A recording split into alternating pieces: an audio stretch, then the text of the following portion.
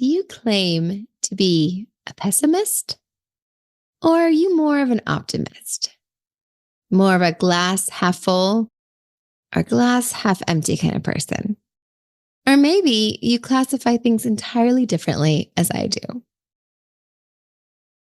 The real question is, have you noticed how you approach things, how you view things and look at things might actually taint how you feel about them, how you see them, and what you walk away with after you experience something?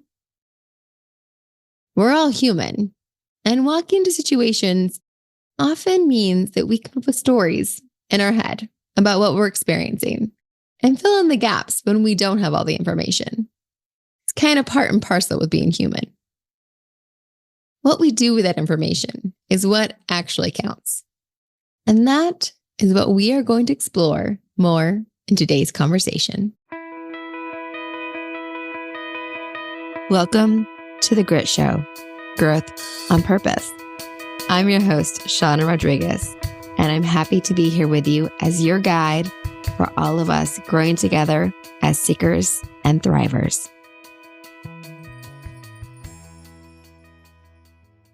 If you follow me on social media, at Shauna Podcast, on Instagram specifically, you might be aware that I got married recently. That's been pretty clear on Facebook probably too. And I've also mentioned my fiance more than once on this podcast. I often refer to him as the love of my life, which was smart because now he is my husband and I can still call him the love of my life. It's a little bit more of a transition to go from fiance to husband. That's taking me some time. I don't always get it right. So be patient with me. It's the same guy. You'll get used to it. I'll get used to it. I'm the one that has to work on it, right? Interestingly, today, we're going to use weddings and my wedding perhaps, and what's happened over the last month related to that as our way of looking at things, as our conversation starter for how we view things and how optimism, pessimism, and the stories we tell ourselves kind of paint pictures a little bit. I had the most wonderful experience on my wedding day. It was better than I ever could have imagined, than I did imagine, actually. I was very fortunate for that. We do have a list, and we did actually list it on this very cool notebook that one of my friends made me as a gift. Shout out to Vicky. Thank you so much. I need to post about that on social media because she put a lot of thought into that wonderful gift that arrived just before I left town. We actually noted in there the things that didn't go quite as planned, because those are the things we will assuredly forget unless they come up in stories, which some of them will make for good stories. One of them was that we made these Jenga blocks. So Jenga, the game where you stack blocks, right, is a game we like to play, and had this fun idea of using that for our guest book so that we would have guests sign blocks. And for Christmas, probably 2 years ago, we've been engaged a while, I gave my fiance at the time, now my husband, see, I'm practicing. I gave him an engraved box of blocks that were Jenga blocks, essentially, that had our names and our wedding date. And it was always you, because that was what he said to me when we got back together. We have quite an epic story.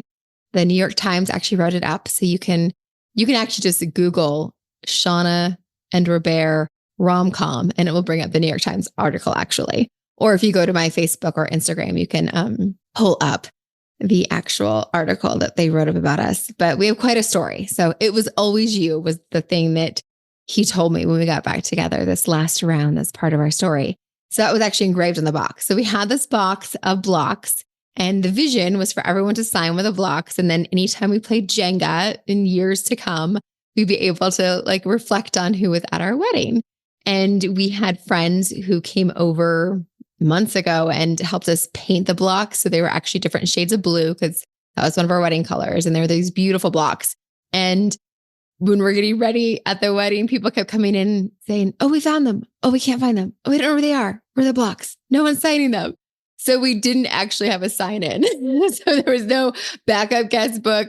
It wasn't figured out and resolved. And when we got home weeks later, we found the missing box of items from dessert spoons to prizes for one of the events and miscellaneous things, including the Jenga blocks in our garage that I hadn't packed. And two other people had left my house since then and never noticed the box. So that didn't make it. That was one of the 35 things. We also had one of my friends of honor, which is what I called my bridesmaids instead of calling them bridesmaids. My friends of honor had COVID and wasn't able to come to the wedding. So we had a wonderful stand-in. And if you were at my wedding, you didn't even know who the stand-in was because all of the individuals were so amazing. And I could have actually had at least two other, if not more, folks stand in because there's such amazing people in my world. I'm so grateful for that. So we had all sorts of little things that didn't go as planned like that. And it's kind of fun to have those little stories. But overall, the day was amazing. If you saw my reel that I made on Instagram, I talked about being called out by another podcast regarding the weather and not worrying about the weather. And I was worried about the rain because I did not have a good backup plan. And you should not worry about the weather. You should set a plan and forget it, was the advice from that podcast. Great advice. I recommend that advice. But I did not have a good backup plan that I was happy with. And I did turn that over to someone else to worry about so that I could focus on other things. And they came up with a backup plan that would have worked, but miraculously. And I attribute this to my mother, who's no longer with us, but she was doing her part from the other side, in my opinion. And it rained while we were on the way to go do the first look and the initial photos. And by the time we got there, the rain stopped and it did not rain the rest of the evening. We had clouds. I had soaking wet shoes the whole night. It was a little chilly. However, it was magical and amazing. We had a wonderful, wonderful evening with everything that I could have hoped for. It was better than I would have imagined. And something you should know about me is that I've lived a life that has allowed me to find humor in the absurd because things have happened in my life that I have deemed unimaginable before they actually happened. And sometimes the only way to cope is to find the humor in the absurd and the things you never imagined might happen. So I have that ability and I have some wonderful friends who can also do that. So you need to have friends that can also do that if you're somebody who finds humor in the absurd and in the crazy way things might happen. So I did joke before my wedding that somebody might end up in the river or that there might be some crazy arguments that might creep up. And I would practice with some of those friends who could get my humor and understand who I am, that we just say, just look the other way. They know how to swim. Back to the party. So we would practice the back to the party response when those things might happen. And partially that was drawing boundaries, right? That if people were going to be how they were going to be outside my control, we would just redirect back to the party. And amusingly, there was no need for that. But it definitely does paint me a bit as a pessimist, right? That leading up to my wedding, instead of thinking everything's going to be perfect, everything's going to go well, that I talked about how there was going to be good stories. And I talked about how these things might happen and how we would redirect and draw boundaries and be amused by them instead of having them weigh down the evening or change the beautiful things that I wanted to get out of our wedding and that time with these incredible people who traveled so far to be with us and share this day. And the very select group, we had a very small wedding so that we could actually spend time and connect with people. And at the brunch the day after, someone specifically remarked that they had never been at a wedding where everyone had so much fun, no one fought, and everyone got along so well. And part of that could be the small size. And I joked that we weren't allowed to have hard alcohol at the venue. Maybe that was part of it. But I don't think they realized what a huge compliment that was and how easily things could have been different and how many amusing stories I have from other family events or gatherings of how things have gone different directions. I love storytelling. You know that. That's a thing about me. And it's true that I put a lot of time and intention into making sure that I savored my wedding and that when I allocated money and effort and focus. It went into things that would create connection, that would take stress off so that that could be the focus. And we had a theme of fun and frivolity, and fun, frivolity, connection, and savoring was what prevailed, which is amazing. So that intention and focus went a long way, even with the 35 things plus, we've thought of things we need to add to that list, but none of them prevented that outcome, which is amazing.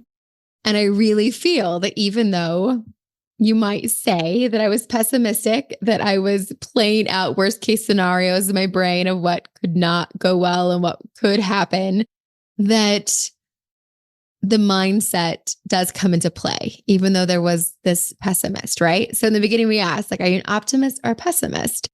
And really, what really matters is what we do with that information and those stories that we tell and the way we fill in the gaps and what could possibly happen and what we do with that. And I chose to use that energy just to focus on the outcomes I wanted and use that information of that potential pessimism, if we want to say, to find how I would overcome those situations. And they never arose, but if they arose, how to draw the boundaries and make the best and still have the outcomes that I wanted from that situation. So regardless of being an optimist or a pessimist or walking into that, I think of me as a realist, right? That not necessarily pessimistic. I didn't expect the worst, but I definitely saw the possibilities. But the mindset that I had and the way that I framed those things was how I could fully immerse myself and enjoy that day and let go of those things and not get hung up on whether or not we found the Jenga blocks or whatever else that arose that didn't go perfectly to plan. So it can be very powerful to be able to have that and to just use your mindset in those cases when that happens. And if you do tell yourself stories, to know that whatever those stories are is what you do with those stories. And our wedding had a fabulous result. But that's what I want to talk a little more about today, is the stories that we tell ourselves. And the fact that it's very human for us to tell ourselves stories and for us to fill in the gaps when we don't have information and for us to imagine potential outcomes and to imagine how things are going to go and for us to potentially have worst case scenarios that we play out sometimes in our head and that our brains fill in the voids. They make up the stories. And that's something that we just accept about ourselves and that we work with. It's one reason why when I work with organizations and that when we talk about gossip culture, that we do try to give more information, because when there is a void for information, that's when we fill it in however we can. And humans are creative with their storytelling, right? And they can come up with some pretty creative things that might be happening and the reasons why behind things and what potentially could be the outcome, right? So it's important for us to recognize how we are and the way we walk into things to understand that that's just natural, right? I made jokes about having empathy for the future partners of some of the young kids that were at our wedding, or even the teens that were at our wedding. And this was their first wedding that they attended. And our wedding was not necessarily how most weddings are. There was interactive games. There was, instead of everyone just getting a standard favor, you got a golden ticket and you spun a prize wheel. Then you got to get a prize that might be as big as a stadium blanket, or it might be as simple as a jar of candy. And you got to choose based on what you won from spinning the prize wheel, right? So that's not a typical wedding. I've never been at a wedding where they had any of the things that we had, but my focus was on fun, frivolity, connection. And there was a bunch of games and you won prizes for the games. And so when these kids, who this is the first wedding they ever attended, when they go to plan their wedding, they're going to have a total different concept about what weddings are, right? They're going to have a story about what weddings are and what their expectations are for a wedding based on this first wedding they went to, or maybe the only wedding they go to before they themselves get engaged or get married, right? And so it's going to kind of skew because of that story. So they're going to have to recognize that this is one experience, telling one story, Or when they go to the next wedding, they have these expectations. It's like, no, this is one experience. Doesn't define them all. I grew up going to cake and punch receptions. No dancing, no hors d'oeuvres, no food, no anything, no favors, no bubbles. There might have been birdseed. Occasionally there's birdseed. I do remember that much. And rice before there's birdseed. So there was like, but that was like the limit to the traditions. And normally the bride and groom would open gifts in front of everybody and you'd be there for forever opening gifts a lot. But those were the weddings I grew up with. And when I went to college, I went to my first wedding in Louisiana. And I remember being told there was going to be 2 pigs and 3 kegs. And the 2 pigs reference just like confused me. Like it's like, is there going to be like a pig with an apple in its mouth out on the table? Is that like, what exactly is the 2 pigs reference? Because I had actually heard of a couchon de lait because I was in Louisiana. I'd heard of a couchon de lait, but hadn't just like, oh, okay, you're roasting 2 pigs and we're going to just eat them. So when I went to the wedding, I'm like, oh, okay, there's just like normal serving of pork at the wedding. But because it was referenced that way, I was a little confused. And my biggest memory from that wedding that was so different than all of the cake and punch reception weddings I'd gone to growing up was that at that wedding, there was this little old grandma with short, curly gray hair standing on top of a chair, pouring shots straight out of the bottle into people's mouths as they danced under her in this like train that was just so iconic for me and so different from any marriage wedding I'd ever been to. And it was like 2:00 in the morning and we had afternoon and morning cake and punch receptions that I'd gone to. So it was such a difference. And since then I've been to weddings of probably 10 different states in 2 different countries and seen so many different traditions and ways of doing weddings. So I've definitely had a more well-rounded experience, but going to that wedding after probably, I don't know, 15 to 20 to 30 cake and punch receptions growing up, it was definitely eye-opening to the fact things could be done differently. So anytime we've had experience with something, we have kind of a story or an experience and what we expect. And then we tell ourselves, this is what I'm going into. This is what I expect to have happen. And yet it can be totally something different. Even if we've been to it 20 to 30 times, there's still a whole different way of doing things that we might be walking into. And the question is, like, how much do we limit our openness to new experiences based on the story we have or the blueprint we already have of what it might be? And do we walk in being pessimistic about it? Like, oh, this is going to be another cake and punch thing. Like I can be sitting watching opening gifts and I'm so tired of doing this. And then we see something different and we snap into finding what we enjoy about it and we can be open to it. Or are we optimistic about our experience walking in and then we're disappointed when it's something different? Like it's not so much how you walk into the situation, but what you do when the situation evolves and what you do with that story when you get more information. Does that make sense to kind of look at it in that way? Because it can be applied to everything in life, right?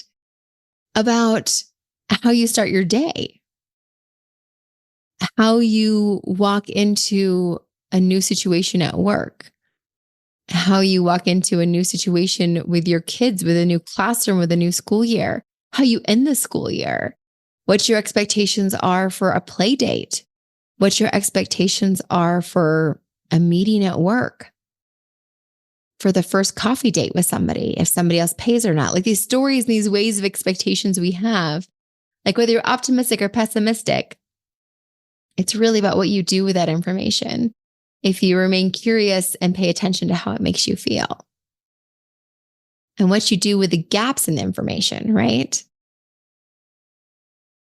So my story with the wedding, I didn't know how things would go. And I played out the scenarios to turn them into a comedy and see how I could fit them into the outcomes I wanted.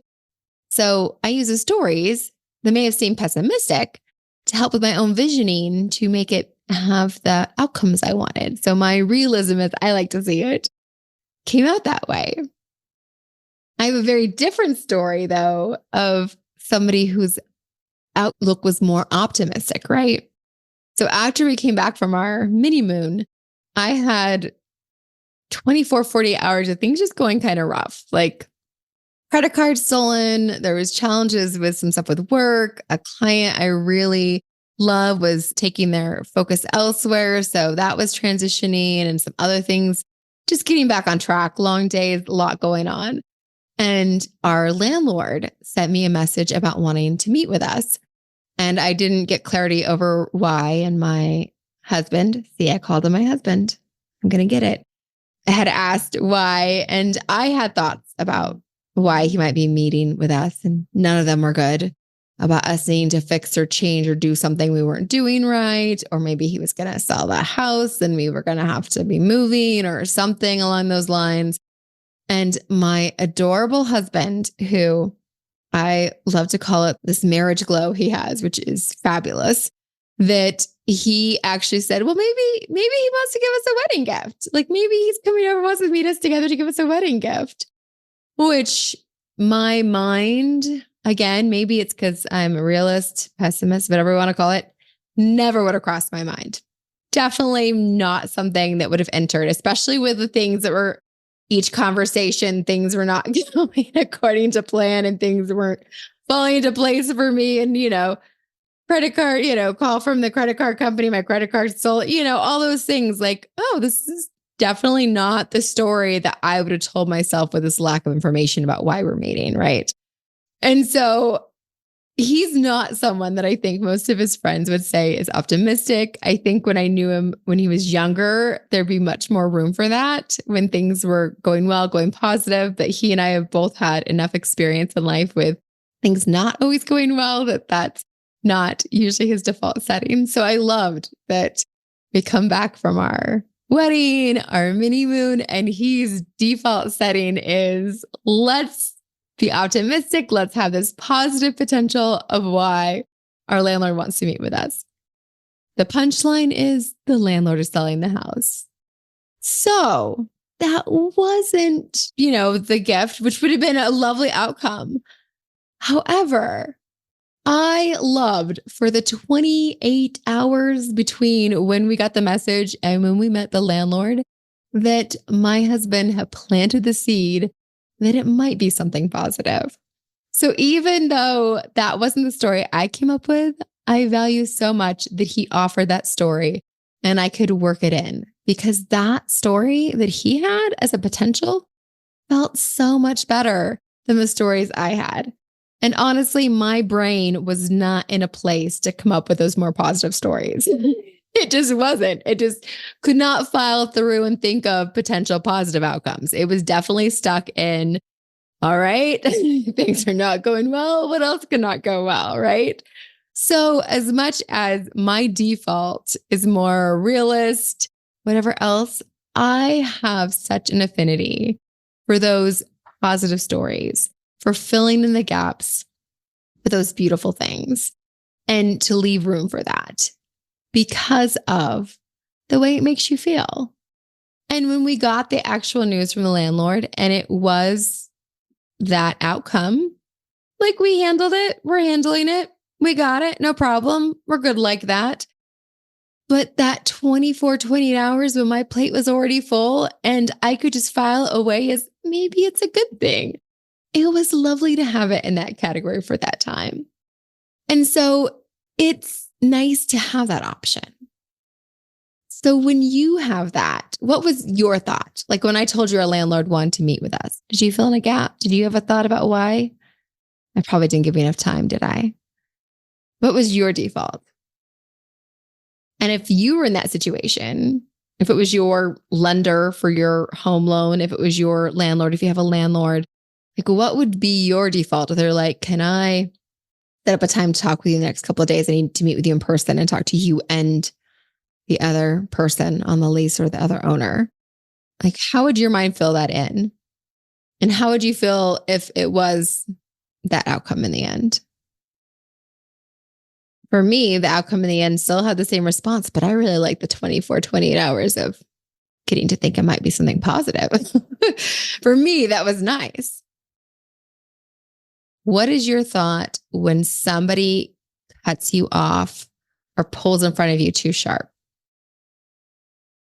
I tend to be the person that thinks that they are disrespectful and just blatantly don't care about human life and are just a colossal jerk. That's kind of my response, my default response.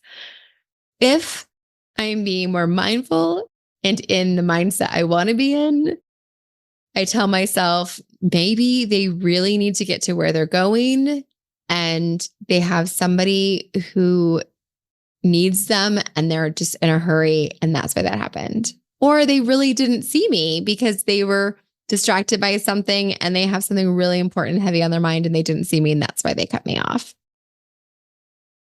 And honestly, any of those could be true. I will probably never know the truth in that circumstance, right? Never know the truth. But the ones that feel better are the ones that say, maybe they really need to get somebody to somebody. Maybe they have something important going on and they need to get there. Those are the ones that feel better. And really, in the end, how I feel, the ways that I'm directing my brain and processing information, the way that I look at the world and how that sits with me is more important to me than whether or not they're a colossal jerk. Like me thinking they're a colossal jerk, that doesn't help or serve or do anything for anyone. Me being able to think, oh, maybe there is a possibility that they really didn't intend that. And they had a moment of, oh, I can't believe I did that as soon as they saw my vehicle. I need to be more present. And it helped them be more present so that when they had their kid in the car, they were more present and were a safer driver and prevented an accident because they caught themselves when they almost cut me off, right? Like I choose to believe and see that. Like that's what I want to choose. I don't do it 100% of the time, but that's what I want to choose. That's what I want to see. I want to see the way that my husband saw that maybe we're going to get a beautiful gift. Maybe this is going to be a positive. And in the end, if it isn't, if it doesn't, that's okay. We'll figure it out. We'll get to the other side. 24 hours of having positive brain chemicals versus that extra 24 hours of not didn't make a difference. It just meant I had more positive brain chemicals, right? It's just about being curious about how you approach things and how it makes you feel. And no judgment.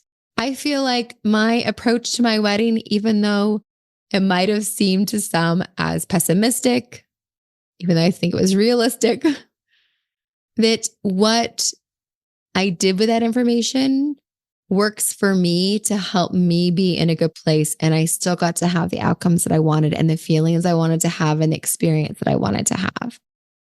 So you knowing the feeling and experience you want to have, like there's no judgment. You can be pessimistic. You can be optimistic. You can be realistic. Whatever sits best with you is what's important. You need to be in alignment with you. You need what feels comfortable for you. And that can change, right? At the same time, you need to be non-judgmental of others who are optimistic or pessimistic or realistic and let them be in their space with their view on things. And if anything, maybe give them some reflections back about how that makes them feel and what they do with that. Because what you do with that curiosity and what you do with that, the curiosity, that goes all the way back to our wonderful internal family systems conversation with Will back at episode 32 around being curious, right? So it's not to be judgmental about how you approach things from the start. It's how you want to feel about it. And if that gets you there, if being optimistic gives you the feeling you want, if borrowing somebody else's optimism and those stories get you there, because the stories are going to happen, right? We're human. And maybe I'm more human than most. I do couch myself as a storyteller. So I do like having those stories and me coming up with them as part of my creativity, right? So maybe I'm really good at coming up with negative creative stories, but it feeds my creativity. It's what you do with that and how it makes you feel in the end. If it made me feel better about my wedding, that I took my negative stories and I figured out how I'd handle them and draw boundaries. So I felt more empowered to have the wedding that I wanted, to hold at center and be in alignment with the fun and frivolity and the connection and savoring it, and made sure that if those things I could imagine that might happen would not get in the way of that, It served me. My pessimism, realism served me. And later on, somebody else's optimism I was able to borrow served me as well and gave me the emotions that I needed to help me cope when other things were being very realistic that I needed to cope with as well. And there wasn't as much space for that. And I didn't want to go down those other paths. So it really is about what you need and what serves you. So maybe it's not serving you to start with the negative stories. And maybe you want to work on changing your stories. But that's up to you, right? We're going to get into that a little bit with your grit wit for today and how to apply this. Before we go there, you know what's next.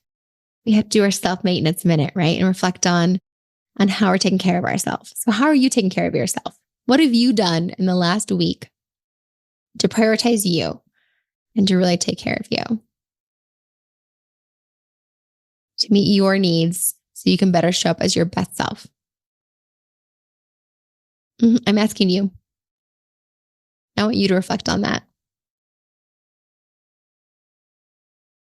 What are you doing for you? What have you done to put yourself first and give yourself the energy and ability to show up for others? Because you had to show up for yourself first, right? We talked about that. We've been talking about that, huh? I worked some long days. And when I came back from being away, I took the time off. Yay. But I came back and it was some long days. And by Friday, I was feeling it. I wasn't focusing well. I wasn't getting things done. My brain and body was like, you already put in way too many hours. You need to stop. And I was not accomplishing as much. So I very intentionally took the weekend off and I spent time with my husband. See, I'm getting the hang of it. My husband. And I actually did planting because I love gardening and planting. As you know now, since we are not as permanently in this home as we thought we might be, we planted in planters. So bought some planters and bought the plants. But everything from hydrangeas to annuals like petunias. I do love my petunias, even though I hate planting annuals since you have to do it every year, right? To lantana, which is his favorite, to things like tomatoes and zucchini and the little baby watermelons because I like those too. So we do that. I'm actually not all done with planting because I bought too much because I love planting things. So I get a little overambitious. So I still need to finish doing all the planting.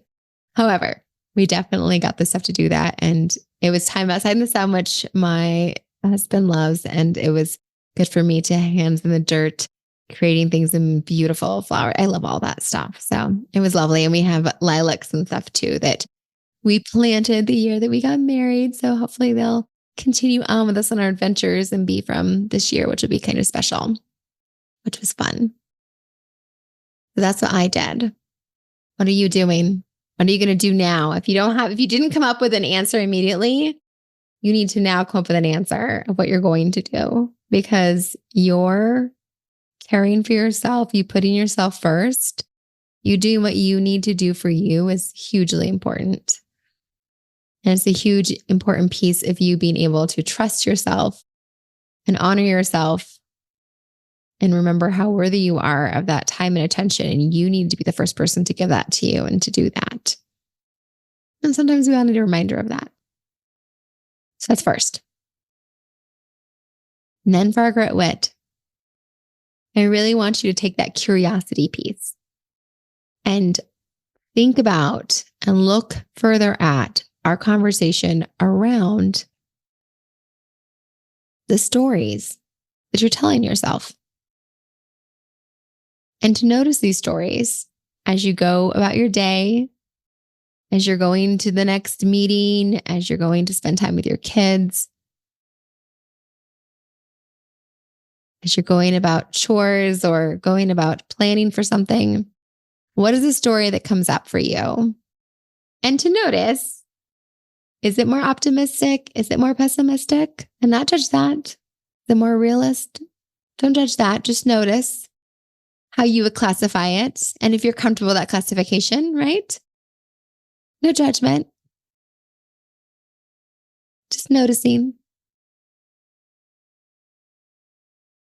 And then after you notice that, after you notice how you start that, like, how does that make you feel with that story? Are you able to take it to a place that's still in alignment with how you want to have that experience? Can you start from that place and it makes it easier to keep going with that? So can you start with, more pessimistic view of how things are going to go at the parent teacher conference? You have a more pessimistic view of how it's going to turn out. And that's okay. Because when you go into the meeting, you're in that place and then you get really excited when you find out things are going better than you imagined. Or if you go in there and things are a little more challenging than you expected, it's okay because you were kind of ready for it. And that's great because your experience and how you experience that is most important. So it's okay, like how you walk into it. It's just noticing those things. So how you experience the event based on those stories is what is important. And your ability to pivot from that starting point. And your ability to accept others. So if you walk in with that pessimistic perspective, but your partner's all optimistic, and you let them be optimistic. And that's okay if that's where they need to start from. And then they're able to walk in there, whatever the outcome is, they're still okay with that. Right? So it can be okay to walk into the meeting optimistic and then have it not work out. Okay, that's fine. They're okay walking in with that perspective and then adjusting based on what actually happens. That's okay. But it's how you feel in the end based on what really happens with those stories. Because our minds naturally tell those stories. Maybe it feels better to be more optimistic in the meantime. As long as you don't crash and burn once the actual truth comes into place. Or be pessimistic as long as we don't deny the positives once they actually happen, right? Or we don't keep seeking for the negative. Because if I was going into my wedding with that pessimistic perspective of thinking somebody was going to end up in the river, and all night I just kept egging on somebody to be the one to get in an argument, to be the one to end up in the river, and the whole time I'm just looking out for who was going to be in the river, instead of being present and enjoying the beautiful toasts and the fun games and the amazing individuals that came so far to be part of it. And instead of being present and enjoying that, I'm too busy looking for this negative outcome that I predicted and egging it on somehow and painting it over the rest of the night. That would have been very different, right? So you can start from whichever point. It's what you do with that information. It's how much you let it dictate the outcome, how much you let it paint over the top of things.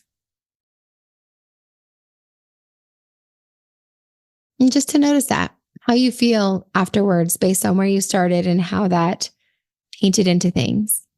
And if it did or didn't make a difference.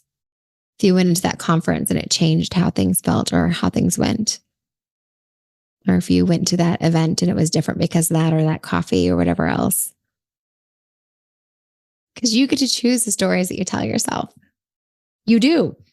And it takes some work. Obviously, like I said, I never would have thought of that positive, beautiful, us getting a wedding gift from our landlord, which I love that my partner thought that was a possibility, right? It's beautiful that that was the case. And with enough training, I could come up with that idea too. I can get my brain to come up with that. Some days it'd be harder.